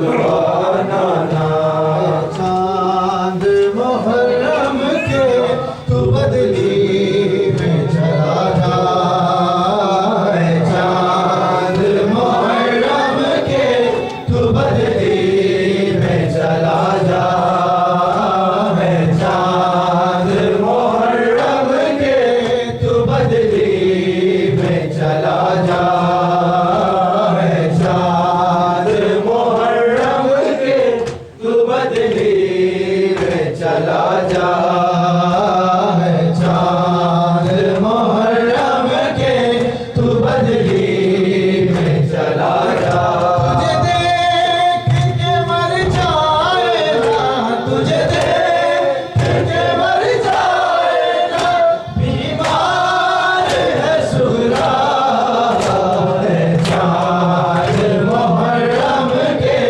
تو بدلی میں چلا جا چاند محرم کے تو بدلی میں چلا جا چاند محرم کے تو بدلی میں چلا جا سہارا کا لٹنے کی خبر تو نے سنائی تجھے تجھے روتی ہے محرم خدائی 1400 برس بیتے 1400 برس بیتے سب کے دیش کے بعد چاند محرم کے تو بدلی میں چلا جا چاند محرم کے تو بدلی میں چلا جا چاند محرم کے تو بدلی میں چلا جا ملنے کے لیے بھائی تو بے چین بڑی ہے کب سے علی اکبر کی راہوں پہ کھڑی ہے بچھڑی ہے یہ مدت سے بچھڑی ہے یہ مدت سے اسے تو نظر محرم کے تو بدلی میں چلا جا چاند محرم کے تو بدلی میں چلا جا چاند محرم کے تو بدلی میں چلا جا گن کے جو سغرانے یہ دل ہے گزارے زندہ ہے تو اکبر کے دعاؤں پر سہارے دن رات تڑپتی ہے دن رات تڑپتی ہے اسے وہ نہ تڑپا محرم کے تو بدلی میں چلا جا چاند محرم کے تو بدلی میں چلا جا چاند محرم کے تو بدلی میں چلا جا بھیا کی جدائی میں پریشان ہے رہتی ہر روز یہ نانا کو رو رو کہتی اکبر یا ملا نانا اکبر یا ملا نانا میں مر جاؤں گی تنہا